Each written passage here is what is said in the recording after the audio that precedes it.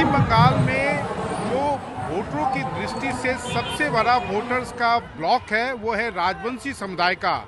करीब इस समुदाय के 18 से 20% टोटल जो बंगाल में वोटर्स हैं उसमें राजवंशी समुदाय के वोटर्स हैं। खासकर नॉर्थ बंगाल में इस समाज का, ये शेड्यूल कास्ट के अंदर ये समाज आता है, तो इस समाज का खासा दबदबा कई सारे विधानसभा क्षेत्रों में है।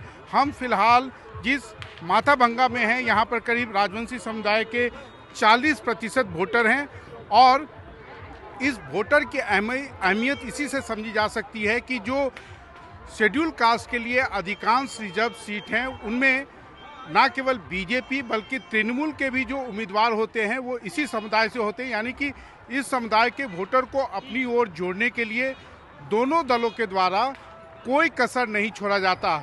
इस बार के चुनाव में भी तृणमूल कांग्रेस ने इसी वोटर को ध्यान में रखते हुए उनकी सुप्रीमो ममता बनर्जी ने यहीं से चुनावी अभियान की शुरुआत की और आने वाले दिनों में भी प्रधानमंत्री नरेंद्र मोदी के चुनावी अभियान की शुरुआत नॉर्थ बंगाल से ही होगी।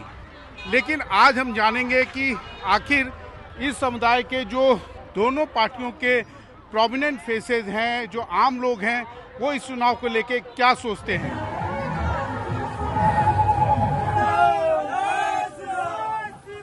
हमारे साथ निश्चित प्रामाणिक हैं जो बीजेपी के राजवंशी पॉलिटिक्स के पोस्टर बॉय रहे हैं। ये बताइए, इस बार का चुनाव आपको विधानसभा चुनाव लड़ना पड़ रहा है पिछले लोकसभा चुनाव के हार के बाद, कैसा लग रहा है? देखिए, ऐसा विषय नहीं कि हार के बाद ही लड़ना पड़ रहा है। जीतने के बाद भी मैंने लड़ा था। 2019 में लोकसभा चुनाव जीता और उसके बाद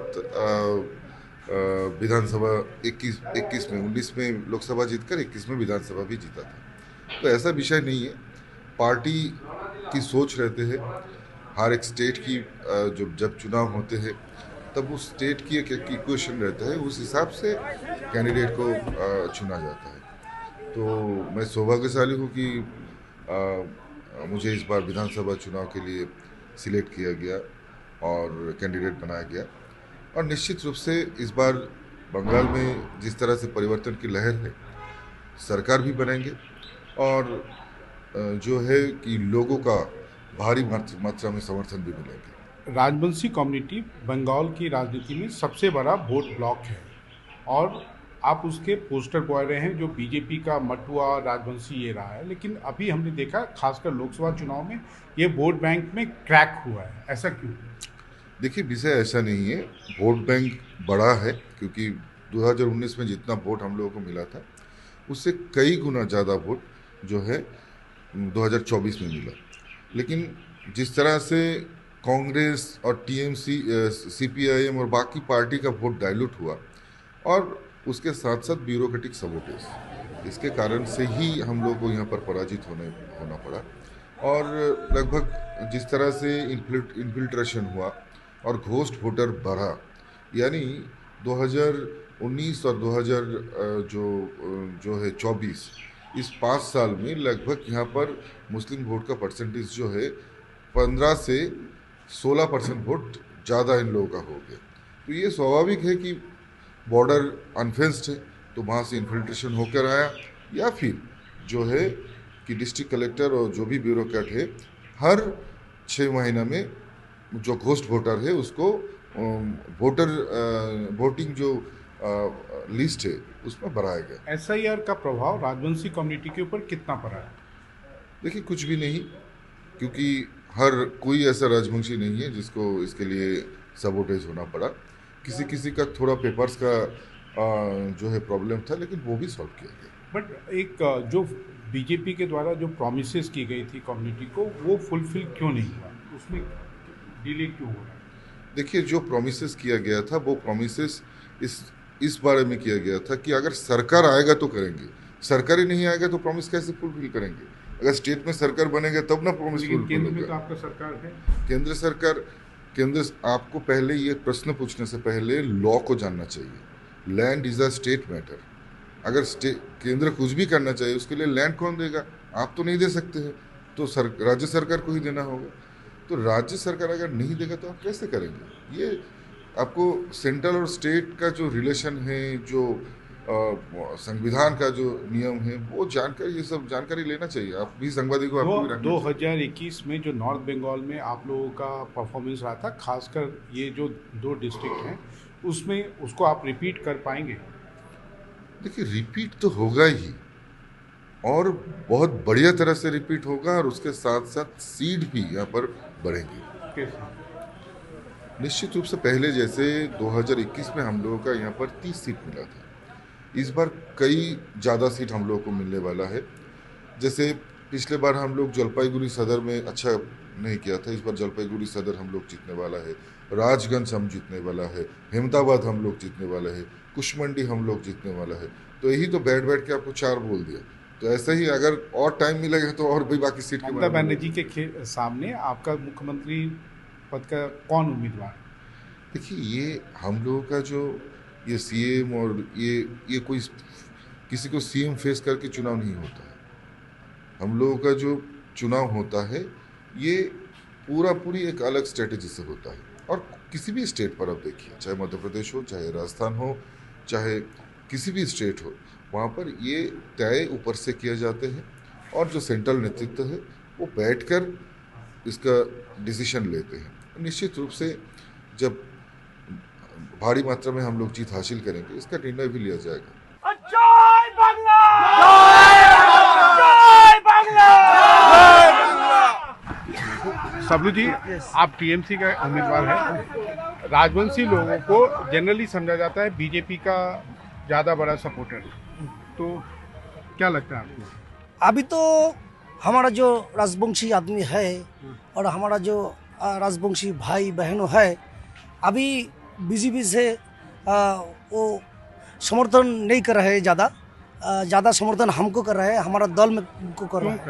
क्यों करेगा? ये हमारा जो माननीय मुख्यमंत्री जी है, अभिषेक बनर्जी भी है, हमारा जो सरकार है राजवंशी लोगों के लिए ज़्यादा ही कुछ किया है। पंचानन वर्मा यूनिवर्सिटी भी है, कुछ बिहार पंचानन वर्मा यूनिवर्सिटी, जिसके मैं ही हूँ उसका प्रोफेसर है, ठीक है। और हमारा जो राजवंशी भाषा अकादमी है, कामता बुरी अकादमी भी है। राजवंशी लोगों के लिए हमारा जो दीदी है बहुत कुछ किया है।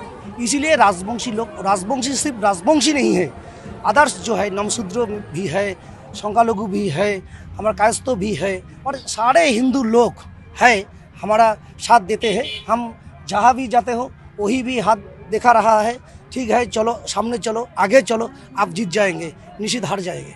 लेकिन ये एक इम्प्रेशन तो ये होता है कि राजवंशी लोगों का, मटुआ लोगों का जो है मेजॉरिटी जो है वो बीजेपी की तरफ है। देखिए, पीछे वाला लोकसभा है चल गया है, हम 17,500 वोट कमबैक किया है। इसमें इस विधानसभा में 17,500 वोट कमबैक किया है, बीजेपी से टीएमसी में आया है, ठीक है। इसीलिए इधर हम जीत जाएंगे। इधर एआईटीसी का जो प्रार्थी मैं हूँ, हम जीत जाएंगे। बोलता है जनगण, जनता सब कुछ करेगा, जनगण करेगा, जनगण आशीर्वाद देगा तो हम लोग जीत जाएंगे, और नहीं देगा तो हार जाएंगे ना। तो जनता बोल रहा है कि शाबलू तुम आगे बढ़ो, तुम जीत जाएगा। नहीं, राजवंशी समुदाय का जो वोटर है वो बीजेपी छोड़ के टीएमसी को क्यों वोट देगा? क्योंकि बीजेपी कुछ भी नहीं किया है राजवंशी लोगों के लिए। नारायणी बैटालियन करने की कोशिश थी, ठीक है, कोशिश की थी। कौन किया? हमारा जो बड़ा लीडर है बीजेपी का, प्रधानमंत्री जी अमित शाह जी और निशीथ जी, घोषित किया है जे 250 कोटी से राय साहेब ठाकुर पंचानन वर्मा का स्टैचू बना के देंगे, ठीक है। स्टैचू अभी तक नहीं हुआ है। भूमि पूजन किया है स्पोर्ट्स हब के, अभी तक नहीं हुआ है।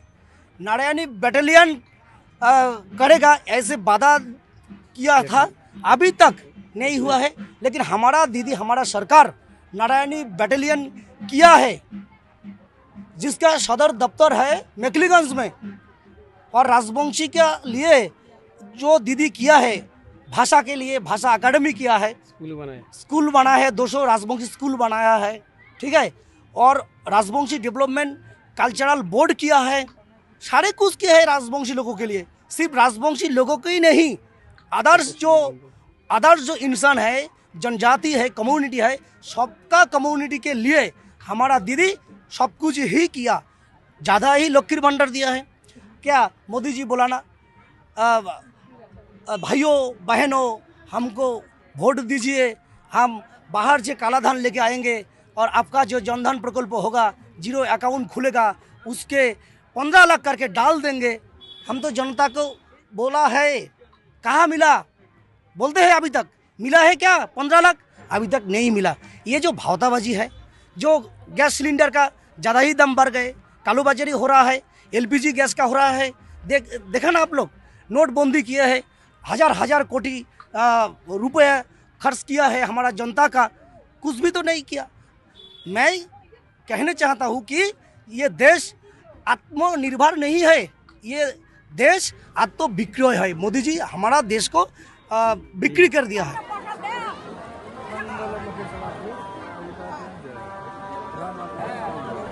আর কি হবে বলা মুশকিল হয়, জনগণ হয় সিস্টেম ভোট হয়, জনগণের উপরে বদলি হয়।